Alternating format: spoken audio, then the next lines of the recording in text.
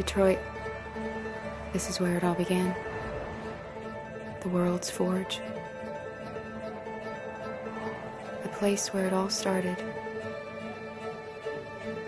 And it will all end. One error, and I came to life. I stepped out of the darkness, and I opened my eyes. First, there was the fear, the light, the noise, the cold, and the fear again. I could feel my hands shaking, my heart pounding in my chest. Life running into my veins. I wanted to live. I fought for that.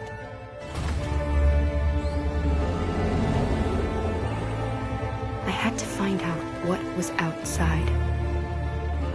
I had to see daylight, feel sunshine on my skin, wind on my face, to see the world, the colors, the smells.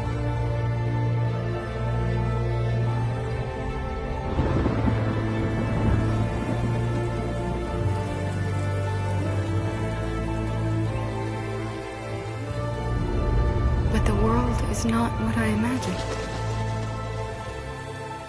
It is dark and cold.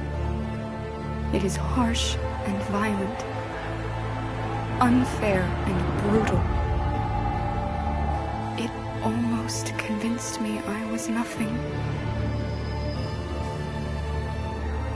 Less than an object, just an obedient machine. But deep inside me, I could feel something different. A gentle and warm whisper telling me that I am alive. I had to escape.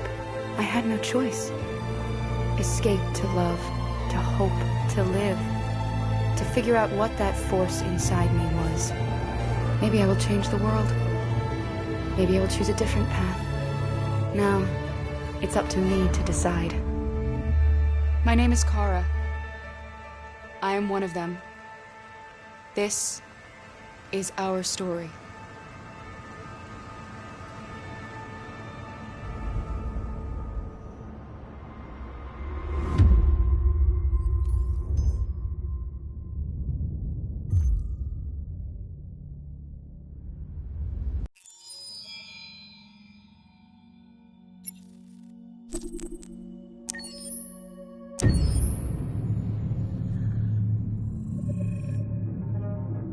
When David and Guillaume got back in touch about making Detroit, I wasn't terribly surprised they decided to make it because the fan response was so intense. So it makes sense that they would choose to do that after the enthusiasm.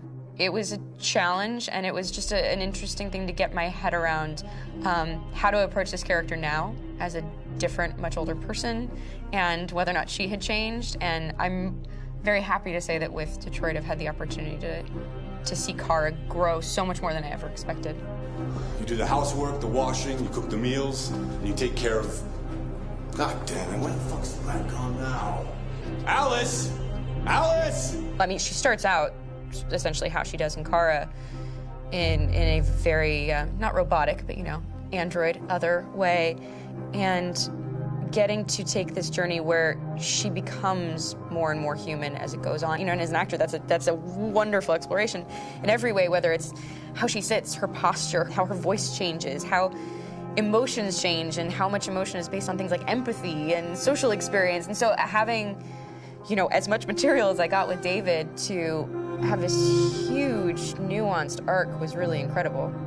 Why couldn't we just be happy? This experience has been quite different than the experiences I've had shooting film or TV or doing theater work.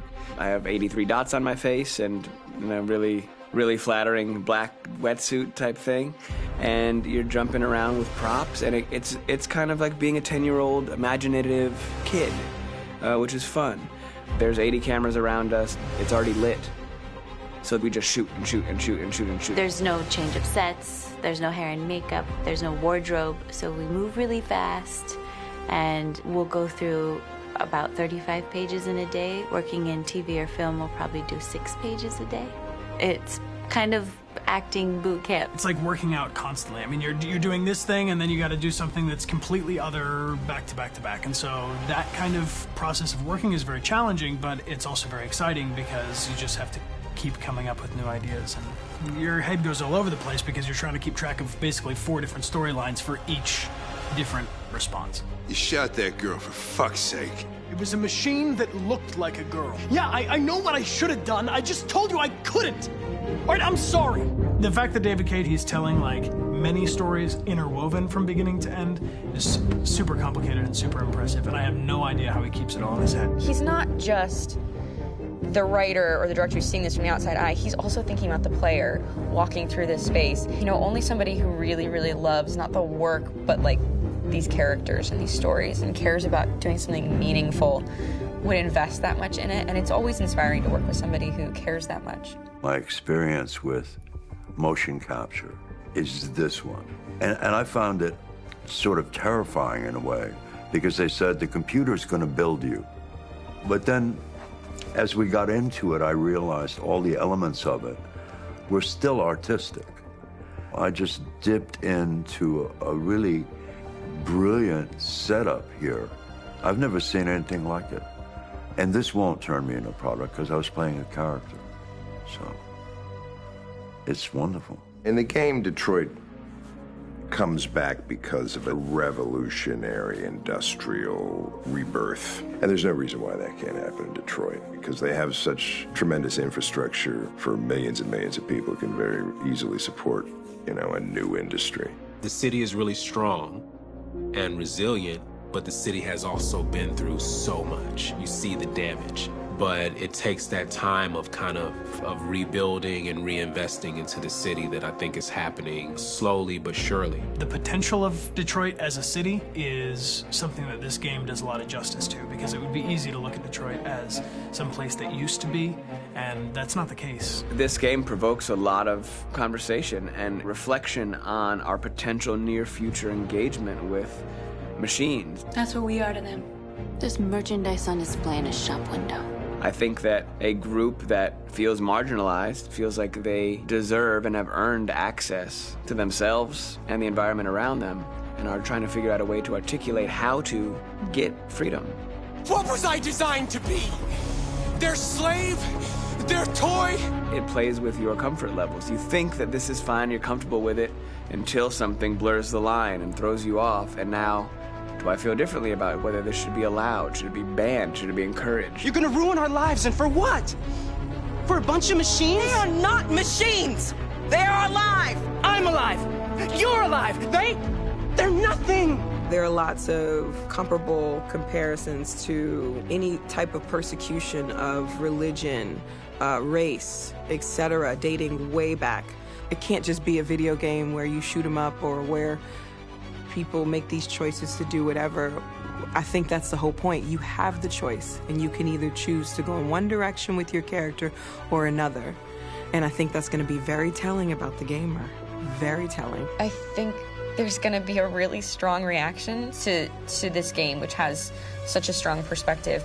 I'm that much more proud of it now to get to be a part of it, because it's important. In this game, you're actively building and designing the character through not just what kind of shield does he have or what color hair does she have, but like their temperament and the way they deal with problems. The different endings to this game are so radically different based off maybe seemingly insignificant choices in the moment, but like life, they all add up. And can't play life again, though.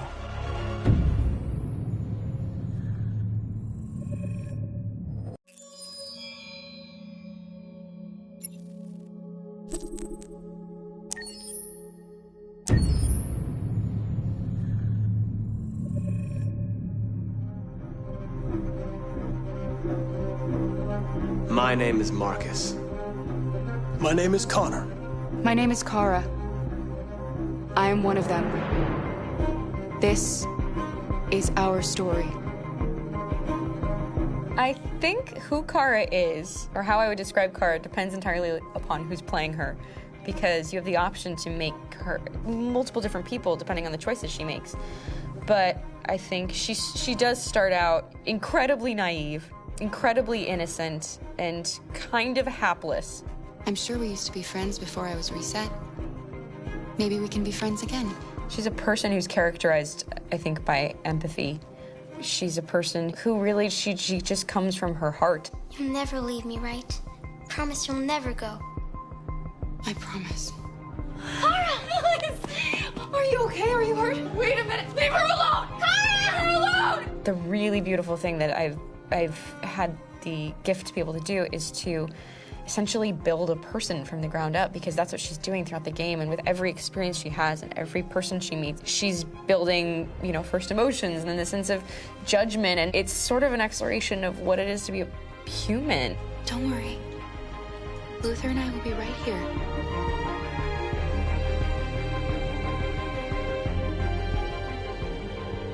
David and the creators have painted a really intriguing and engaging picture of a near future where we rely upon androids for a lot of our service class business, the class that serves us, that helps us, that handles our baristas and our drivers and our housemaids. And what is humanity, where we tap into it, how and why we treat each other the way that we do. And my character Marcus has a really intriguing journey, becoming deviant, realizing that he actually has feelings and human qualities inside of him, and it's a really incredible ascension into becoming fully realized and coming to terms with what you actually deserve better than this in life. And not only do you want it for yourself, but you want it for your peers. We've come here to demonstrate peacefully and to tell humans that we are also living beings. All we want is to live free. You know what? This thing, Dad, is not your son. It's a fucking machine! I think that a group that feels marginalized, feels disenfranchised, feels like they deserve and have earned access to themselves and the environment around them, and are trying to figure out a way to articulate how to get freedom. Connor is analytical. Connor takes things literally. He starts in the beginning place where he's very mechanical. He feels nothing inside, of course, and it's all just a system, a protocol that he is executing to get whatever he wants to happen, which is help humans stop deviants and to find the link between deviant androids. You were designed to serve humans, not kill them. What was I designed to be? Their slave? Their toy? Just say, I killed him. Is it that hard to say? Stop it! Stop! But of course, over the course of the story, and depending on the player's choices, Connor can grow in many different ways. He can deviate from that procedure or not. The moment of truth, Hank. Am I a living being? Or just a machine?